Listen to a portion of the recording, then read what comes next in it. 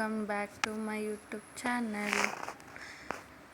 ಇವತ್ತು chocolate cake ಮಾಡೋಣ ಅಂದ್ಬಿಟ್ಟು ಚಾಕ್ಲೇಟು ಮತ್ತು ಬಟರ್ ಎತ್ಕೊಂಡು ಮಿಕ್ಸ್ ಮಾಡ್ತಾ ಇದ್ದೀನಿ.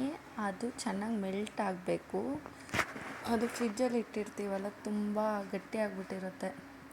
ಅದಕ್ಕೆ ಇವಾಗ ಬಿಸಿನೀರಲ್ಲಿ ಮೆಲ್ಟ್ ಮಾಡೋಣ ಅಂತ ಇಟ್ಟಿದ್ದೀನಿ. ಮೆಲ್ಟ್ ಮಾಡಿ ಅದು ನೋಡಿದ್ರೆ ಮೆಲ್ಟೇ ಆಗ್ತಾಯಿಲ್ಲ. ಎಷ್ಟು ನನಗೆ ಭಯ, ಅದು ಬೌಲ್ ಏನಾದರೂ ಒಡೆದೋಗ್ಬಿಡುತ್ತಾ ಅಂತ. ಅದಕ್ಕೆ ಬಿಸಿನೀರು ಅದು ಗ್ಯಾಸ್ ಆಫ್ ಮಾಡಿ ಆಮೇಲೆ ಬೌಲ್ ಇಡ್ತಾಯಿದ್ದೆ. ಸರಿ ಅಂದ್ಬಿಟ್ಟು ಮೆಲ್ಟ್ ಆಯಿತು. ಅದಕ್ಕೆ ಇವಾಗ ಮೈದಾ ಹಸಿಟ್ಟು, ಅದು ಸ್ವಲ್ಪ ನಿಮ್ಗೆ ಎಷ್ಟು ಬೇಕೋ ಅಷ್ಟು ಹಾಕ್ಕೊಳ್ಳಿ. ನಾನು ಒಂದು ಅರ್ಧ ಲೋಟ ಅಷ್ಟು ಹಾಕಿದ್ದೆ. ಮತ್ತು ಇವಾಗ ಹಾಲು, ಕಾಯಿಸಿರೋ ಹಾಲು, ಕಾಯಿಸಿರೋದಾದರೂ ಹಾಕ್ಬೋದು, ಹಸಿ ಹಾಲಾದರೂ ಹಾಕ್ಬೋದು.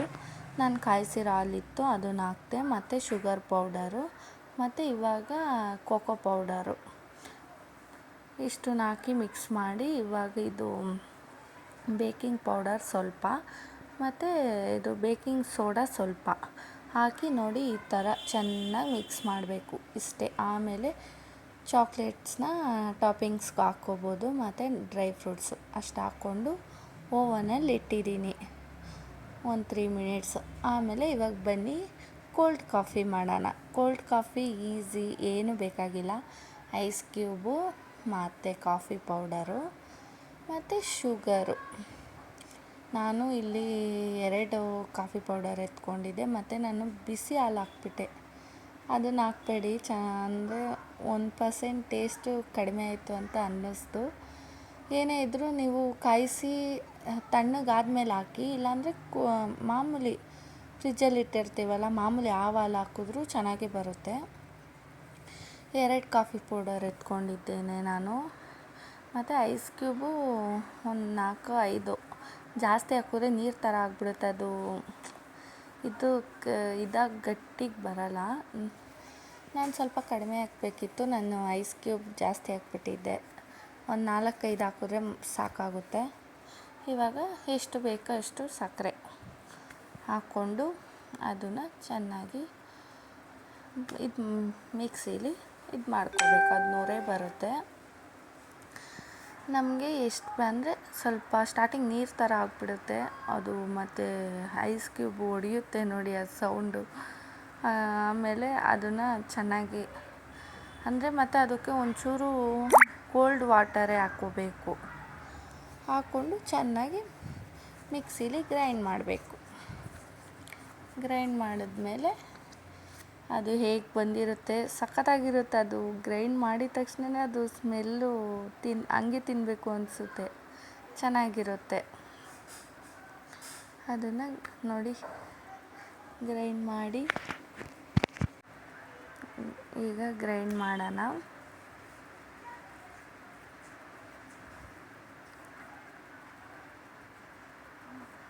ಅದು ಕಲರೇ ಚೇಂಜ್ ಆಗಿಬಿಟ್ಟಿದೆ. ಆದರೆ ಗ್ರೈಂಡ್ ಮಾಡಿದ್ಮೇಲೆ ಕಲರ್ದು ಸಖತ್ತಾಗಿರುತ್ತೆ ನೋಡಿ. ಅದು ಹಿಂಗೆ ಕಲರ್ ಚೇಂಜ್ ನೋಡಿ, ಈ ಕಲರ್ ಚೇಂಜ್ ಆಗೋಯ್ತು. ಹೇಳಿದ್ನಲ್ಲ, ನಾನು ಐಸ್ ಕ್ಯೂಬ್ ಜಾಸ್ತಿ ಹಾಕ್ಬಿಟ್ಟಿದ್ದೆ. ಒಂದು 4 ಇಲ್ಲ ಒಂದು 3 ಐಸ್ ಕ್ಯೂಬ್ ಹಾಕಿದ್ರೆ ಸಾಕಾಗುತ್ತೆ ಇಬ್ಬರಿಗೆ. ಅದು ನೊರೆ, ಅಂದರೆ ಐಸ್ ಕ್ಯೂಬ್ ಕಡಿಮೆ ಹಾಕಿದ್ರೆ ನೊರೆ ಜಾಸ್ತಿ ಬರುತ್ತೆ. ನಾನು ಜಾಸ್ತಿ ಹಾಕಿದ್ರಿಂದ ಅದು ನೀರು ಥರ, ಸ್ವಲ್ಪ ಜಾಸ್ತಿ ನೀರು ಥರ ಆಗಿದೆ. ಆದರೂ ಏನು ಟೇಸ್ಟ್ಗೇನು ಕಮ್ಮಿ ಇರಲಿಲ್ಲ, ಟೇಸ್ಟ್ ಚೆನ್ನಾಗಿತ್ತು ನೋಡಿ. ಹೇಗೆ ಬಂದಿದೆ, ಆಹಾ, ಸ್ಮೆಲ್ ಮಾತ್ರ ಸೂಪರಾಗಿರುತ್ತೆ, ಚೆನ್ನಾಗಿ ಬಂದಿರುತ್ತೆ.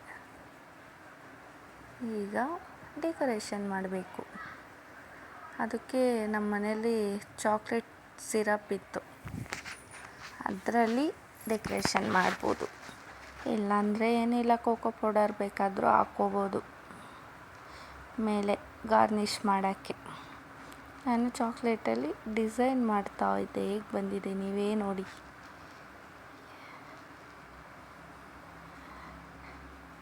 ಮಾಮೂಲಿ ಲಸ್ಸಿ ಶಾಪಲ್ಲೆಲ್ಲ ಕೊಡ್ತಾರಲ್ಲ, ಆ ಥರ ಇತ್ತು, ಮಸ್ತಾಗಿತ್ತು. ನೋಡಿ ಅಷ್ಟು ಹಾಕ್ಕೊಂಡು, ಅಂದರೆ ನೋಡಿ ನಾನು ಬಿಸಿನೀರು ಬಿಸಿ ಹಾಲು ಹಾಕ್ಕೊಂಡ್ಬಿಟ್ಟೆ, ಅದೊಂದೇ ಮಿಸ್ಟೇಕ್ ಮಾಡಿಬಿಟ್ಟೆ. ಆದರೆ ಏನೂ ಇಲ್ಲ, ಚೆನ್ನಾಗಿತ್ತು, ಮಸ್ತಾಗಿ ಬಂದಿತ್ತು. ಆದರೂ ನೋಡಿ ಹೀಗೆ ಬಂದಿದೆ. ಇಷ್ಟೇ ಫ್ರೆಂಡ್ಸ್, ಈ ವಿಡಿಯೋ ಚಿಕ್ಕದಾಗಿದೆ, ಬೇಜಾರು ಮಾಡ್ಕೋಬೇಡಿ. ಮತ್ತು ಏನೇ ತಪ್ಪಿದರೂ ಕ್ಷಮಿಸಿ. ಈ ನೆಕ್ಸ್ಟ್ ವಿಡಿಯೋದಲ್ಲಿ ಸಿಗ್ತೀನಿ. ಈ ವಿಡಿಯೋ ಇಷ್ಟ ಆಗಿದ್ದರೆ ಲೈಕ್ ಮಾಡಿ, ಶೇರ್ ಮಾಡಿ, ಕಮೆಂಟ್ ಮಾಡಿ. ಬಾಯ್.